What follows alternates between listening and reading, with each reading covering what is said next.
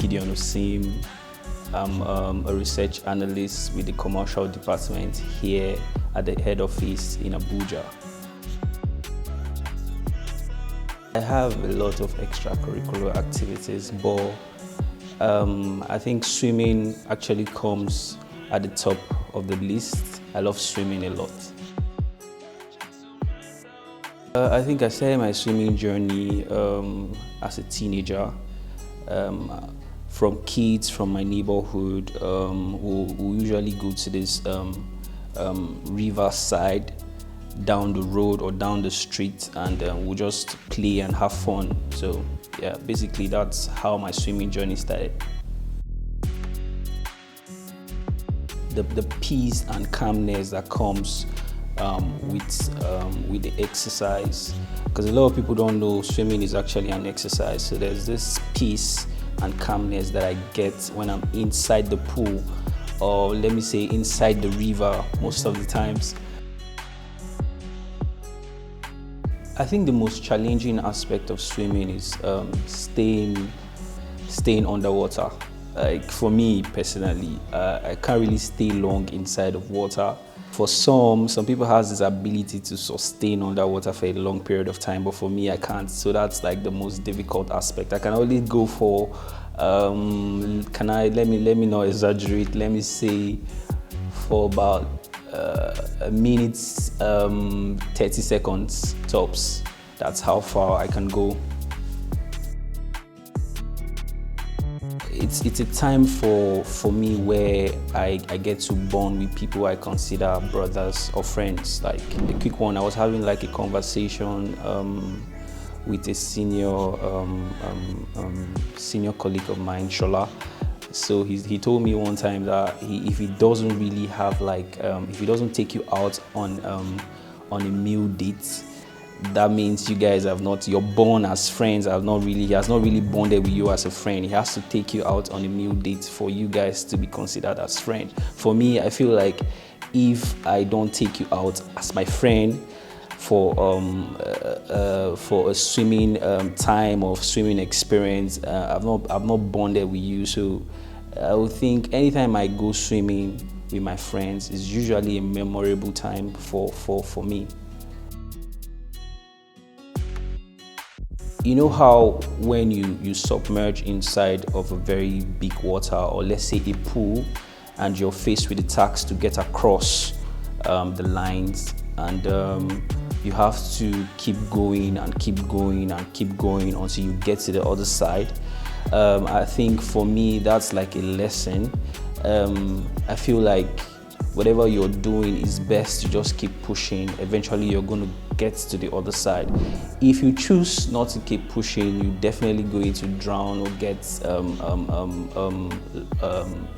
swallowed by the water or by the sea or ocean, whatever whatever the circumstances that you may be experiencing. If you don't push forward, if you don't try and overcome your fears and move forward, you definitely get drowned inside of water. So for me, swimming helps me. It rearranges my mindset on the way I approach certain things. So yeah. Swimming for me, it's something I do during my weekends. Monday to Fridays are usually the days where I have so much commitment to work and all. So for Saturdays and Sundays, I tend to go to the pool to swim. So it's not really a problem because I'm usually free on those days. That's because there are no swimmers that I look up to as role models, and that's because it's not something I consider as how do I put it? It's not something I consider as a career or a skill. Do you understand? It's something I consider as a form of relaxation and all. Yeah. So.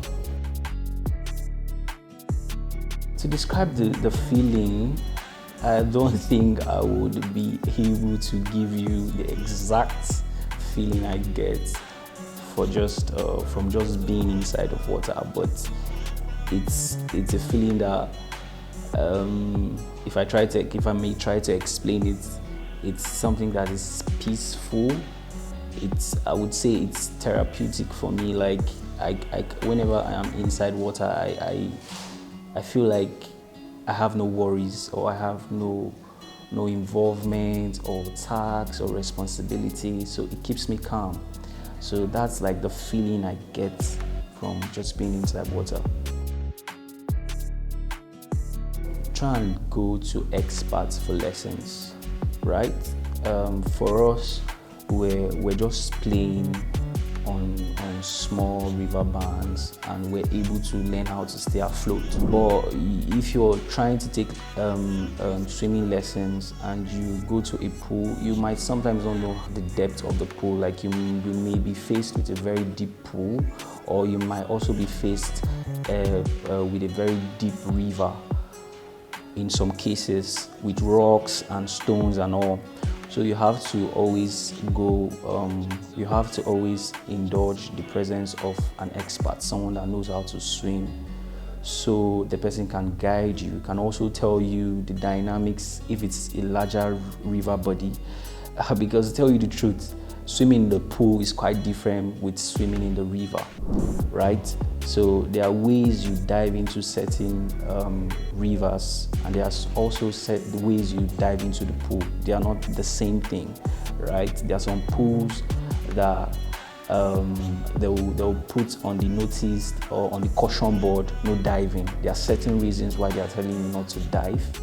One is because maybe the flooring around the pool is it's a little bit slippery, so they'll want to give you cautions and give you these tips so that you're careful. Whereas for bigger or larger river bodies, there are rocks, heavy rocks inside of the river. So sometimes rather than going with your head, you have to sometimes go with your legs, right?